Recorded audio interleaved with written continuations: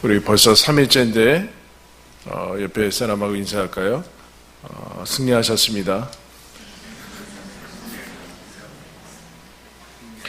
우리 아이들 새벽에 5시 반에 나오는 거는 거의 대단히 어려운 일이고 거의 하지 않는 일이죠. 우리 아이들 축복하겠습니다. 수고했습니다.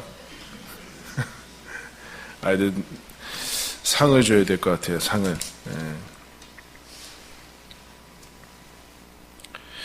예배 합심기도 끝나고 부서와 상관없이 안수기도 받을 우리 아이들 앞으로 나오면 되겠습니다. 부서와 상관없이 그냥 나오면 되겠습니다. 마가복음에서 제일 많이 사용하는 단어 중에 하나가 곧이라는 단어입니다. 곧.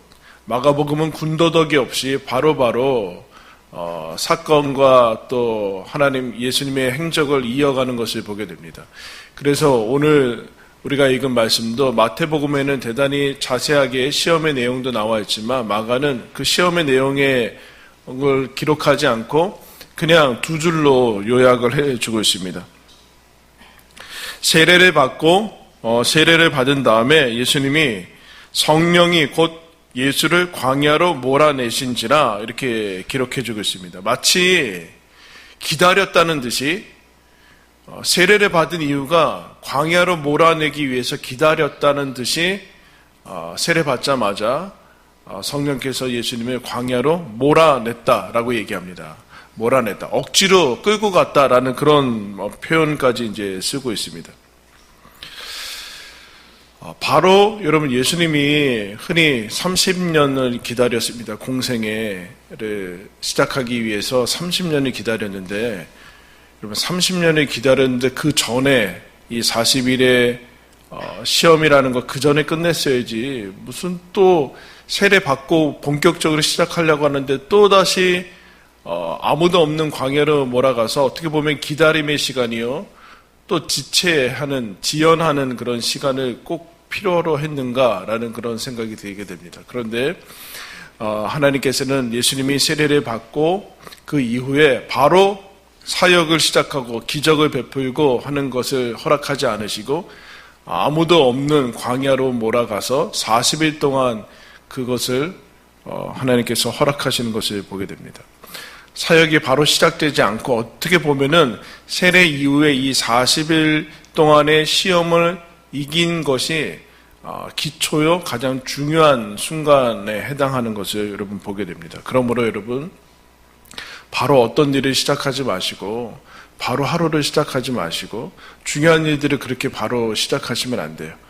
하나님 앞에 홀로 외적인 활동과 사람들을 만나고 세상으로 나가기 전에 반드시 홀로 하나님 앞에 어떻게 보면 무가치해 보이고 불필요해 보이는 그 시간을 반드시 가지셔야 됩니다. 그래서 우리가 여러분 이렇게 기도하고 있지 않습니까? 기도라는 것은 대단히 중요하고 어떻게 보면 이것이 가장 이제 중요한 방향을 지우는 그런 모습 중에 이제 하나입니다.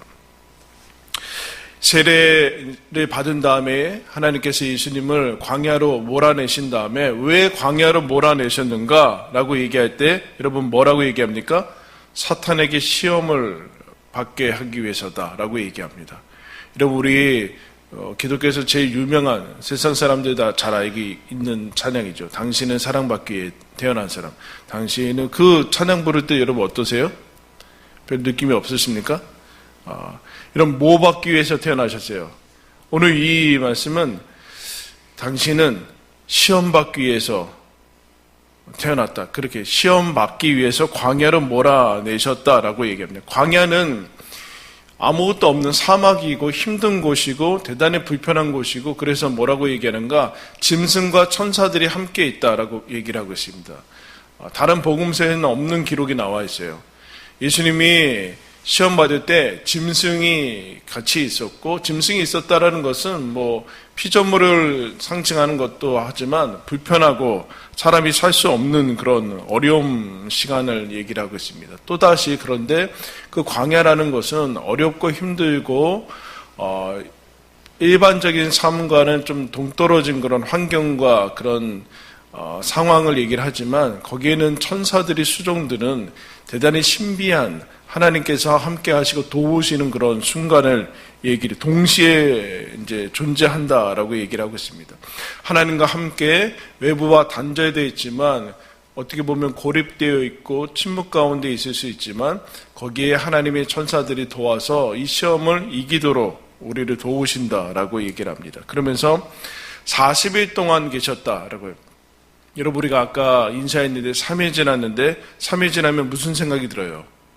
3일 지나면 이걸 뭐 꼭 아무런 변화도 일어나지 않은 것 같은데 피곤하기만 하고 졸리기만 하고 근데 여러분 40일 동안에 여러분 우리 흔히 10번 찍어서 안 넘어가는 나무가 없다고 하는데 40일 동안 마귀가 와서 계속해서 예수님을 유혹하고 시험하는데 여러분 넘어가지 않을 수 있을까요?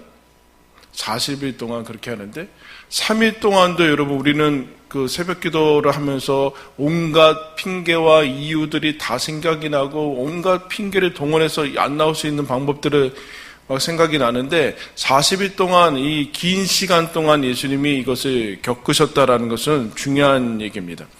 40일은 광야, 이스라엘의 광야 40년을 의미하기도 하지만 그리고 완전한 수, 우리가 40일 기도를 하지만 하나의 틀이 마련되어지고 하나님이 역사하시는 그 시간을 상징하기도 합니다. 그러므로 40일은 짧은 시간이 아니죠. 여러분 우리 40일을 토일을 빼서 8주지만 40일은 여러분 긴 시간입니다. 긴 시간. 우리가 충분히 변화되고도 남는 시간이죠. 그런데 40일 동안은 광야에서 시험을 받기 때문에 이 시험에 대한 것은 완전히 마스터하고 뿌리 뽑고 가야 되는 그런 시간이라는 것이죠. 급박하게 쉽게 해결될 수 없다. 3일 만에 해결될 수 없어요. 여러분이 지금 몇십 년간 살아오면서 가지고 있었던 그 생활 습관, 신앙의 어떤 형태들이 3일 만에, 물론 하나님께서 그렇게 하시기도 하지만 그렇게 되진 않고 40일은 필요하다는 사실을 작정하시기 바랍니다. 40일은 필요해요. 40일 동안은 기도해야지만 여러분들이 조금씩 바뀌고 내 삶이 변화되어지는 것들을 경험하게 됩니다. 느긋해져라. 그렇게 얘기해요. 흔히 느긋해져야 됩니다. 며칠 기도해서 안 바뀐다고 여러분 조바심 내지 마시고 40일 기도하면서 그것들을 하나하나씩 바꿔 나가야 됩니다. 거기에서 사탄에게 여러분 시험을 받는 것을 봅니다. 여러분 제일 시험 받기에 지금 위험한 사람이 어떤 사람인지 아십니까? 자기가 시험 받을 거라고 생각하지 않은 사람이 제일 지금 위험한 사람입니다. 나는 시험 받지 않을 거야. 나는 그거는 뭐 믿음이 약한 사람이고 그거는 잘 살지 못하는 사람이지. 그 사람이 여러분 제일 위험한 사람입니다. 시험은 예수님에게 다가오시고 다가왔고 누구에게나 다 열려져 있습니다. 나는 시험에 들지 않을 거라는 생각을 가진 사람이야말로 시험 앞에 있는 사람입니다. 경계를 하지 않는 사람인 것이죠. 예수님에게도 시험이 마귀가 사탄이 와서 시험하고 유혹하는 그것을 경험하게 됩니다. 시험은 그런데 처음에 두 가지의 반응이 있죠. 시험에 빠지면 예수님을 가리켜서 이렇게 얘기합니다. 시험을 받았을 때 죄는 없으시다. 그렇게 얘기합니다. 유혹이 있는 것이죠. 마귀가 가만두지 않죠. 하나님의 사람들을 마귀가 유혹하고 넘어지게 하는데 그것에 빠져 들어가면은 대단히 어려워지고 우리가 누리고 있던 모든 것들을 한순간에 다 여러분 빼앗길 수 있습니다. 이거는 누구에게도 예외가 없습니다. 예수님도 거기에서 예외가 되지 않고 있습니다. 그러나 예수님은 그 시험에 빠지지 않고 죄에 빠지지 않고 멸망으로 가지 않습니다. 여러분 왜 멸망으로 가지 않을까요? 여러분 왜 시험에 빠질까요? 성경은 시험에 빠지는 이유가 갑자기 내가 변하거나 그런 것이 아니라 뭐라고 얘기하는가? 따라하겠습니다. 욕심. 욕심이 있으면 시험에 빠져들게 되어 있습니다. 다른 말로 교만, 여러 가지 표현할 수 있겠지만 욕심이 있으면 갑자기 선악과가 탐스럽게 보입니다. 그때 그럼 거기에서 이탈되게 되죠. 분명히 선악과는 언제나 거기에 있었습니다. 여러분 세균과 병균은 언제나 우리 몸에도 있고 다 있습니다. 면역력이 떨어지면 우리는 아프게 되어 있습니다. 죄와 그런 유혹은 언제나 여러분 있습니다. 이곳에서 있고, 여러분 아무리 산속에 여러분들이 움막을 치고 가도 죄는 거기까지 따라갑니다. 그 문제는 아닌 것이죠. 광야에 가봤자 여러분 광야로 가도 아무도 사람이 없지만 거기는 사탄이 있습니다.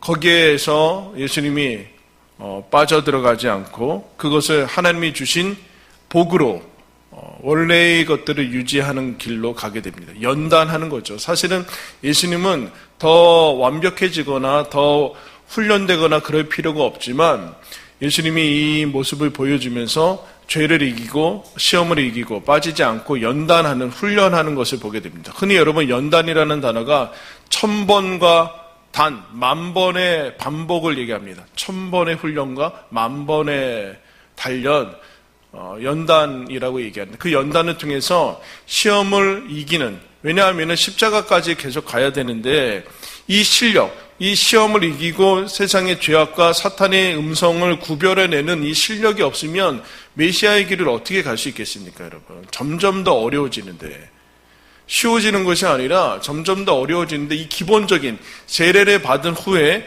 하나님께서 나를 사랑한다라는 그 음성은 어느 시점에서 우리들이 늘 기억해야 되는가? 그게 느껴지지 않을 때 믿어야 된다는 거예요. 광야로 가서 30년을 기다렸는데 또 40일 동안 가서 밥도 못 먹고 굶고 그러는데 그 상황에서 가장 최악의 조건 속에서도 하나님이 날 사랑한다라는 사실을 알고서 욕심에 걸려 들어가지 않아야지만 시험의 길을 가게 됩니다. 그러면 시험에 들면은 그 앞에서 하나님이 날 사랑했다라는 그 메시지는 다 무의미하게 돼버려요. 무의미하게. 하나님이 여전히 우리를 사랑하시고 우리가 넘어지고 실패하고 시험에 들고 혹 유혹에 빠져서 범죄할지라도 하나님이 우리를 사랑하지만 그러나 우리가 누리고 있던 것들은 다 여러분 없어지게 됩니다. 대단히 어려운 상황 가운데 가게 돼요. 사탄이 여러분 시험하게 되죠. 어떻게 시험합니까? 그럴듯한 말로 시험해요. 성경 가지고 들이댑니다. 그때 우리는 거기에 넘어가게 되는 게도 있습니다. 한 가지 목적은 한 가지입니다. 우리가 가는 믿음의 길을 포기하게 하거나 포기하지 않게 되면 비슷하게 타협하면서 가게 하는 거. 여러분, 타협하면서 가는 건 믿음의 길 아니죠.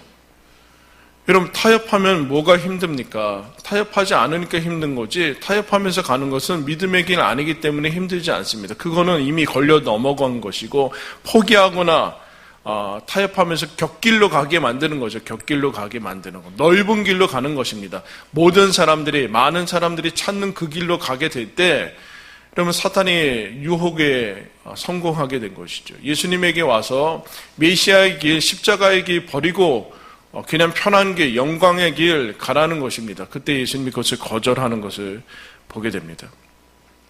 시험을 이렇게 정의하는 사람이 있습니다. 하나님이 마침표를 찍은 문장에 물음표를 들이대는 것이 시험이다.